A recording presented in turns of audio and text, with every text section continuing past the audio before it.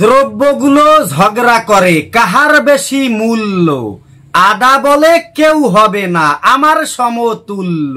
আমার মূল্য ঊর্ধ্বে ওঠার গতি এতই তেজি, 2-3 লাফে হইছি আমি 300 টাকা কেজি। এলাচ বলে দেখো দেখো কয় কি বোকা আদা, আমার দামটা আজও বোধ হয় জানে না ওই গাধা।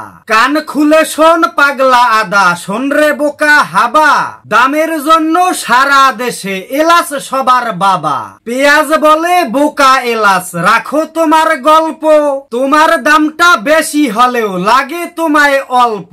দামটা আমার কম থাকিলেও লাগি বেশি আমি, এই হিসেবে আমি হলাম সবার চেয়ে দামি। সোয়াবিন তেল উঠে বলে হায় রে বোকার দল, আমি থাকতে তোরা কেন ঝগড়া করিস বল। 80 থেকে 200 হইছি মাত্র যে এক রাতে, কান্নাকাটি করেও তোরা পারবি কি তার সাথে। সাদা চিনি বলে তোরা ঝগড়া ঝাঁটি ছাড়, চাওয়ালারে জিগাও গিয়া মূল্য বেশি কার। দামের জন্য আমার সাথে কেহ পারবি না, আমার ঠেলায় দেশে এখন 10 টাকা কাপসা।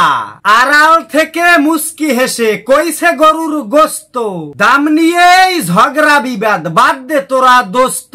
গরিবদেরকে গিয়া আমার দামটা জিজ্ঞাস কর, ওরাই কইব আমার কি দাম আমি যে কি দর।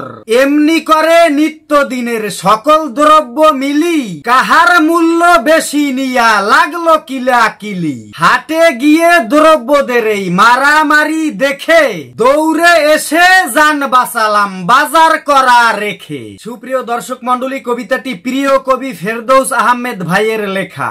সবাই তার জন্য দোয়া করবেন এবং কবিতাটি যদি আপনার একটু ভালো লেগে থাকে তাহলে অবশ্যই আমাদের পেজটিকে ফলো দিয়ে ভিডিওটি শেয়ার করতে ভুলবেন না।